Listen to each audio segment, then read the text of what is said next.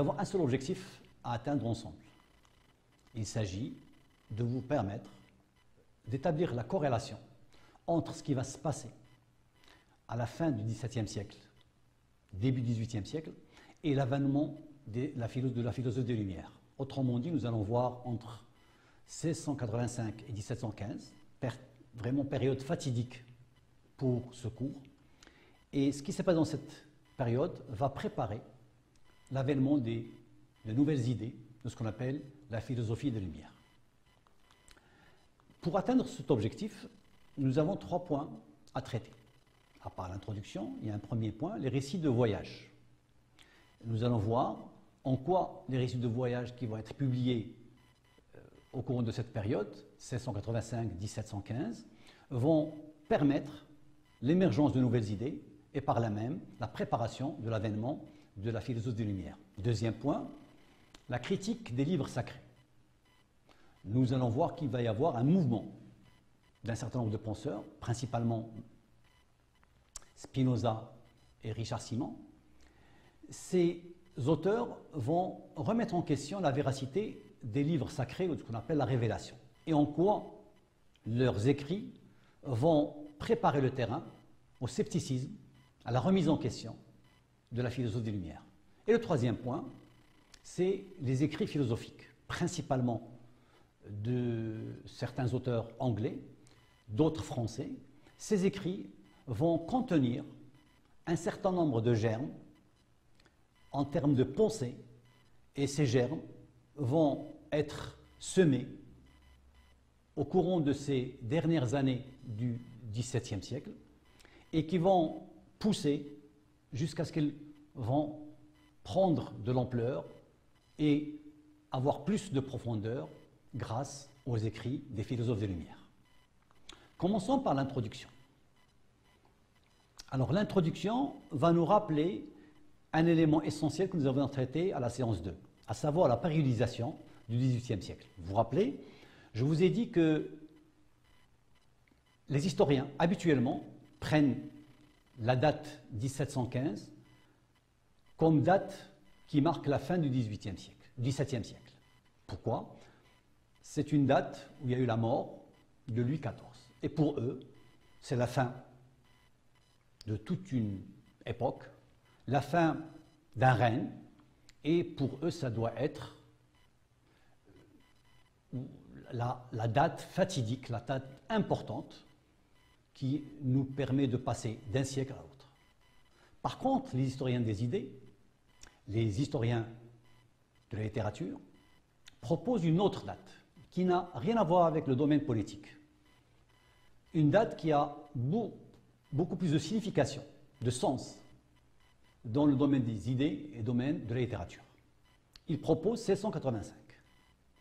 Pourquoi? Parce qu'autour de cette date, on va voir un certain nombre d'événements majeurs qui vont préparer la venue du XVIIIe siècle. Commençons par la fin de la querelle des anciens et des modernes.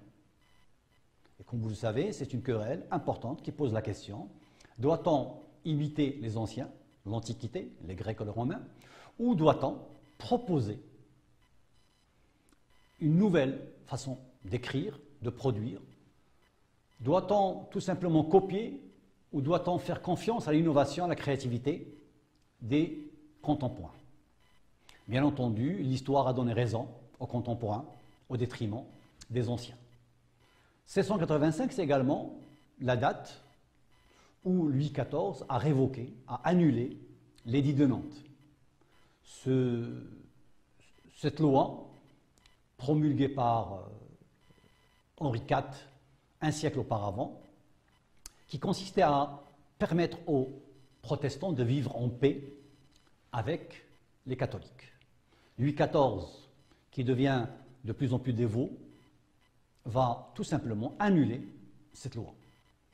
Et c'est ce qui va pousser les protestants à fuir la France pour s'installer dans les pays limitrophes, la Hollande, la Suisse.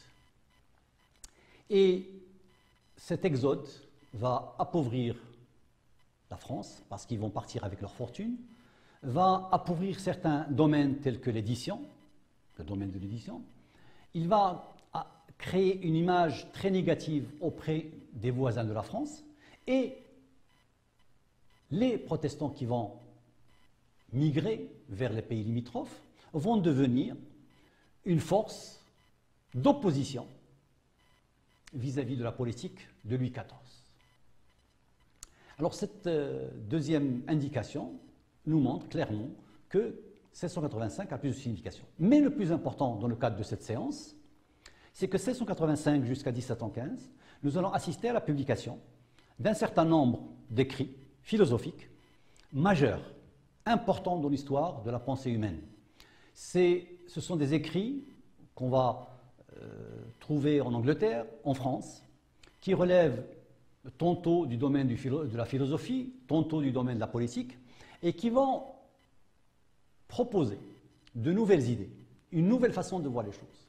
Ces nouvelles idées vont germer, et on va retrouver quelques décennies plus tard, récupérées par les fils de lumière, et ces mêmes idées vont être à la base de la Révolution française. Et ce sont ces idées que nous allons voir aujourd'hui. Alors nous allons passer maintenant au premier point de cette séance numéro 5. Alors là, je défile un petit peu ce que je viens les points que je viens de traiter. Et là, je vais passer au premier point, à savoir les récits de voyage. Alors vous savez que les premiers voyages ont eu lieu à la fin du XVe siècle, grâce aux Espagnols et aux Portugais. Autrement dit, à la fin du XVIe siècle, pratiquement la plupart des nouveaux continents, des nouveaux pays étaient déjà faits. Il n'y avait pas grand-chose à découvrir au XVIIe siècle et surtout en cette fin du XVIIe siècle. Mais qu'est-ce qui est intéressant à la fin du XVIIe siècle? Qu'est-ce qui va arriver? Bon nombre d'écrivains vont prendre les bateaux pour aller découvrir à leur tour ces nouveaux pays, l'Amérique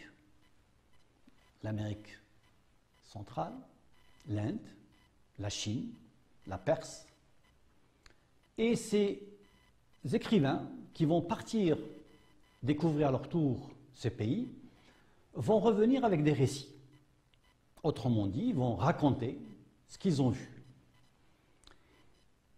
Ce qui est intéressant, c'est que ces ouvrages ou ces récits de voyage vont avoir beaucoup de succès. À titre d'exemple, Journal du voyage du chevalier de Chardin en Perse, en 86, Cérémonie de la Chine de Lecomte, Dialogue avec un sauvage du baron de la Hontan en 1703, La vie de Mahomet de Bougainville, 1730, ce sont des ouvrages qui vont nous raconter un petit peu les découvertes faites par ces auteurs. Mais là où ça devient intéressant pour nous qui faisons l'histoire des idées, l'histoire littéraire, c'est que ces voyageurs vont tout simplement comparer ce qu'ils ont vu et vécu avec leur civilisation, leurs mœurs, leur société d'origine, à savoir la France. Et ces auteurs vont tout simplement poser des questions qui vont être des questions de remise en question en quelque sorte. Autrement dit, on va poser des questions à la limite existentielles et qui vont mettre à plat toutes les idées reçues, tous les préjugés. Première idée reçue qui va être remise en question, ces pays ne sont pas des pays sauvages comme on le croyait à l'époque. Ce sont des pays qui ont une civilisation, qui ont des lois. Autrement dit, l'autre n'est pas sauvage. Au contraire, il est civilisé. Et là, ces auteurs viennent de balayer une idée, un stéréotype qui était très ancré dans la mentalité française de l'époque. Et là, regardez, Jean Chardin écrit en 1686, un pays que nous pouvons appeler un autre monde, soit par la distance des lieux, soit par la différence des mœurs et des maximes. Ce qui fait la différence est là, mais ce qui est intéressant, vous allez voir, cette différence n'est pas à l'avantage de la France et des Français de l'époque. Au contraire, c'était à l'avantage de ces pays nouvellement découverts. Et là où ça devient intéressant, c'est que ça ne va pas toucher simplement les mœurs ou les pratiques sociales, mais ça va toucher également les croyances. Et on va commencer par le premier point majeur, à savoir la religion. Ces récits de voyage vont tout simplement apporter au lecteur une idée simple. Comment ça se fait que ces pays qui ne croient ni à notre Dieu, ni à notre religion, à savoir la religion chrétienne, ils n'ont ni Bible, ni ouvrage sacré ou livre sacré, et ces peuples, malgré tout ça, sont civilisés, ils connaissent la vertu, c'est-à-dire ils distinguent le bien du mal. Autrement dit, les Français, ils ont toujours cru que distinguer le bien du mal, le fait d'avoir une morale, ça se reposait sur la religion. Et tout d'un coup, on voit qu'il y a que ces peuples qui n'ont pas la même religion, qui n'ont pas connu ni Jésus ni la Bible, distinguent entre le bien et le mal, de la même manière que les Français.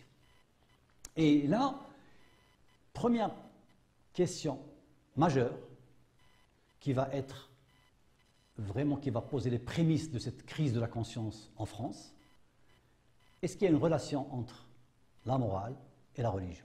Est-ce que la morale est conditionnée par la religion? Une deuxième idée va émerger, c'est que ces pays qui sont privés de la révélation, qui n'ont pas connu le livre sacré, qui n'ont pas connu Jésus, qui n'ont pas d'église, comment ça se fait qu'ils ont commodité, abondance, pratique des arts nécessaires, études, tranquillité et sûreté, comme écrit Bougainville dans son livre La vie de Mahomet, 1730. Comment ça se fait que ces pays n'ont pas de religion, mais malgré ça, ils ont une certaine commodité, une certaine tranquillité, une certaine sérénité dans la vie? Et là aussi, deuxième idée qui va se poser, à quoi sert la religion? Et enfin, on peut dire que ces récits de voyage vont proposer, ou plutôt vont pousser les Français à se poser la question, y a-t-il une relation entre la religion et la morale? Peut-on vivre sans religion? Et ce sont deux idées pernicieuses à l'époque qui vont faire leur chemin pour préparer le scepticisme du XVIIIe siècle. Nous allons passer maintenant à une deuxième conséquence majeure de ces récits. C'est que pendant des siècles, et surtout après la Renaissance, après la découverte des Français de la civilisation gréco-romaine, qu'est-ce qui va se passer? Les Français vont croire que la référence de la civilisation humaine a débuté avec la civilisation grecque et la civilisation romaine. Pour les Français, c'est, je dirais, l'idéal, que ce soit au niveau de la littérature, à travers la tragédie, que ce soit au niveau de la peinture, la sculpture. Et pour eux, la civilisation a débuté avec les Grecs. Mais avec ces récits de voyage, qu'est-ce que les Français vont découvrir? C'est qu'il y a des pays lointains qui ont une civilisation beaucoup plus ancienne. Et ces civilisations sont plus grandioses, plus impressionnantes. Et là, c'est la deuxième conséquence majeure de ces récits, c'est ce qu'on appelle l'éclatement spatial. Il y a d'autres pays, il n'y a pas que l'Europe. L'Europe n'est pas le centre du monde.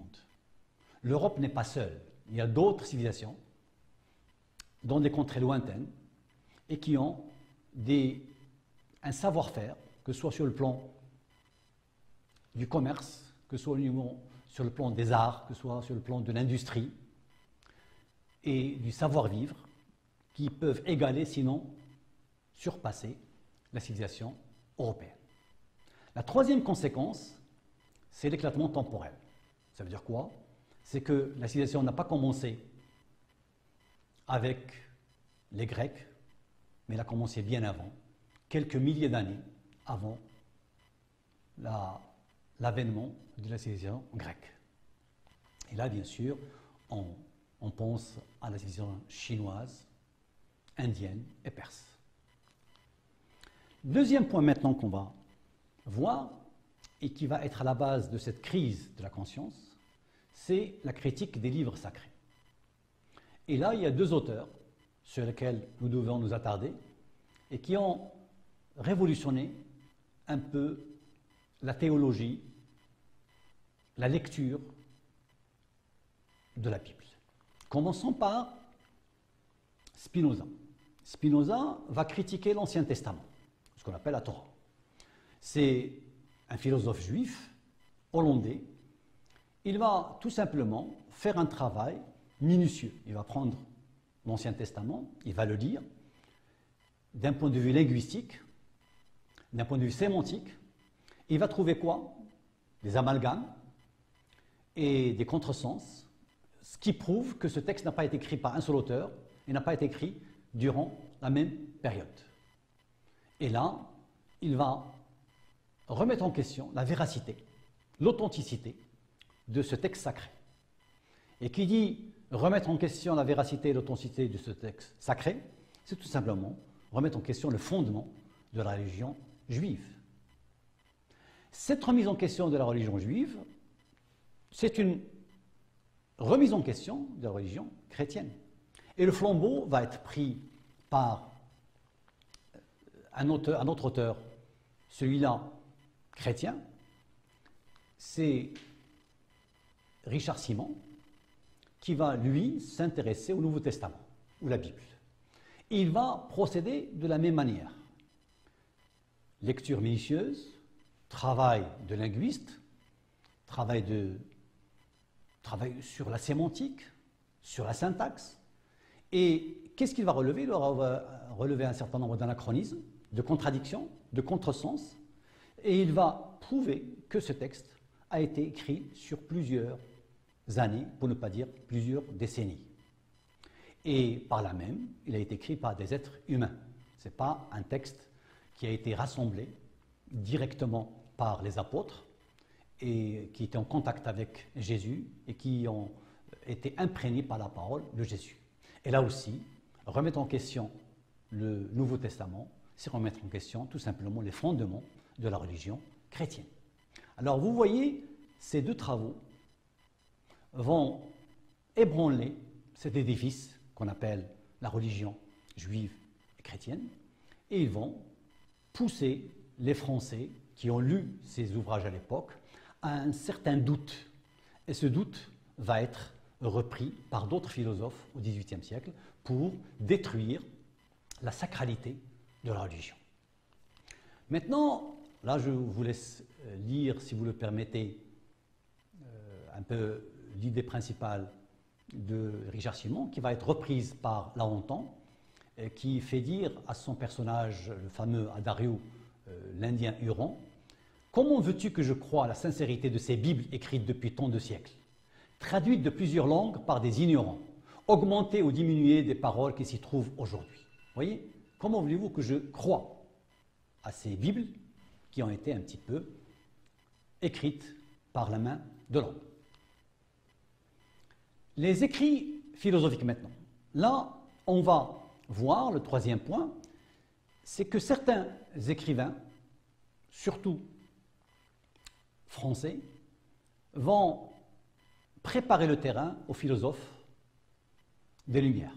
Et là, je vous propose deux philosophes qui sont la référence dans la matière.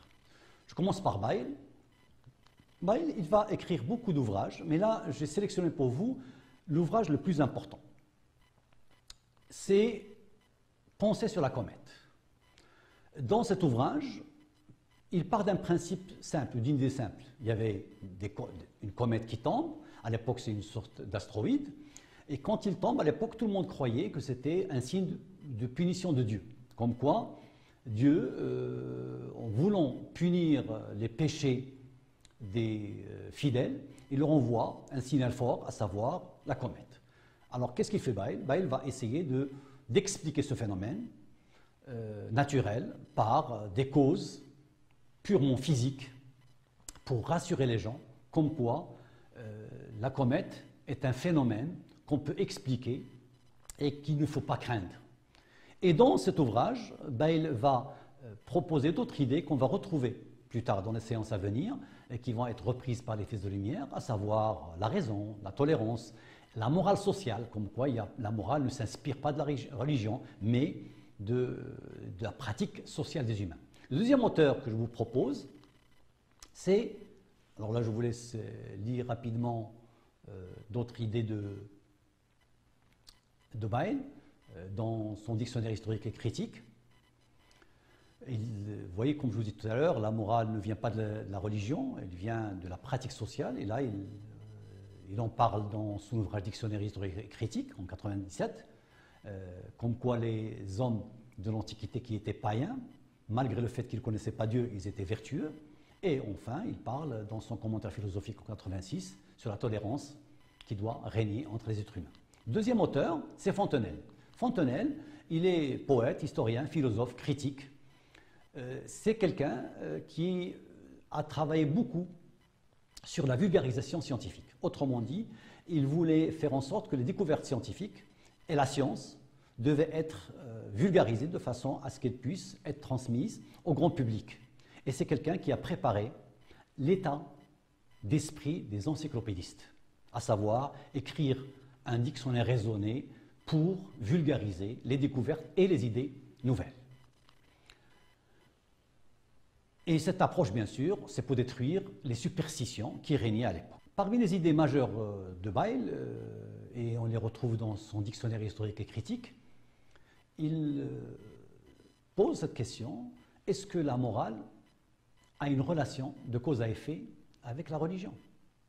Et là, pour dire que la morale n'a pas de relation avec la religion, qu'on peut vivre sans religion, et tout en ayant une morale, c'est-à-dire une capacité de distinguer entre le bien et le mal. Preuve à l'appui, il revient à l'Antiquité, période où il y a la civilisation grecque et romaine qui ont atteint le sommet du savoir-vivre, que ce soit au niveau des lettres et des arts ou de la démocratie. Mais cette période de l'Antiquité, les Grecs et les Romains étaient païens, ne connaissaient pas Dieu, ne reconnaissaient pas la révélation. Mais malgré ça, ils avaient une civilisation et ils avaient bien sûr cette capacité de distinguer entre le bien et le mal, ce qu'on appelle un petit peu la morale. Deuxième idée, c'est que Bayle propose à l'être humain d'être plus tolérant. Autrement dit, il n'y a pas une religion supérieure à une autre, du moment que les religions proposent une morale, c'est-à-dire une vertu. Et là, on trouve cette idée dans le commentaire philosophique de 1686. Le deuxième auteur que nous allons proposer, c'est Fontenelle. Fontenelle, c'est quelqu'un de très prolifique, poète, historien, philosophe, critique. Il a apporté beaucoup à la littérature française et à la pensée philosophique française, mais là où il était très fort et il s'est distingué par rapport aux autres auteurs, c'est sa capacité à vulgariser la science. Il a été habité par cette mission de pouvoir simplifier les découvertes scientifiques, les grands principes de la science, pour le lecteur moyen. Et cette approche de vulgarisation de la science, on va la retrouver un peu plus tard, quelques décennies plus tard, chez les encyclopédistes. C'est quoi la mission des encyclopédistes? C'est faire en sorte de rapprocher les grandes idées, rapprocher les découvertes pour le lecteur moyen. Et bien sûr, tout ça, c'est pour un objectif majeur, c'est faire remplacer les superstitions, les dogmes, les croyances, les stéréotypes, les idées reçues, les préjugés. Tout ça doit être balayé pour qu'il soit remplacé par des idées rationnelles, par des vérités scientifiques. Et Fontenelle, en quelque sorte, était l'ancêtre de l'esprit encyclopédiste. Maintenant, on arrive à la conclusion. Nous avons vu que la période 1685-1715 est une période très riche. Pourquoi? Parce qu'elle a été prolifique en termes d'écrits philosophiques portant de nouvelles idées, à savoir la remise en question de la religion, la remise en question de rapports entre la religion et la morale. Mais en même temps, c'est une période qui a été marquée par la publication des récits de voyage, récits qui vont apporter une nouvelle vision sur les pays lointains découverts, mais en même temps de nouvelles questions sur les croyances des Européens et des Français en particulier, à savoir l'utilité de la religion, l'utilité de l'Église. Dans cette même période ou cette époque, on va voir l'émergence d'un esprit critique vis-à-vis de l'Ancien Testament et le Nouveau Testament. Et cette critique, portée par deux auteurs majeurs, à savoir Spinoza et Simon, vont être une remise en question de la religion, de la révélation, de l'Église, et cette remise en question va saper les fondements des croyances chez les Français. Ces éléments, conjugués à certains autres qu'on va voir à la séance 6, vont créer ce qu'on appelle la crise de la conscience, chez les Européens, chez les Français en particulier. Autrement dit, tous ces éléments combinés, découvertes scientifiques, écrits philosophiques, remise en question des livres sacrés, vont pousser les Français à se poser des questions, mais sans trouver de réponse. Pourquoi?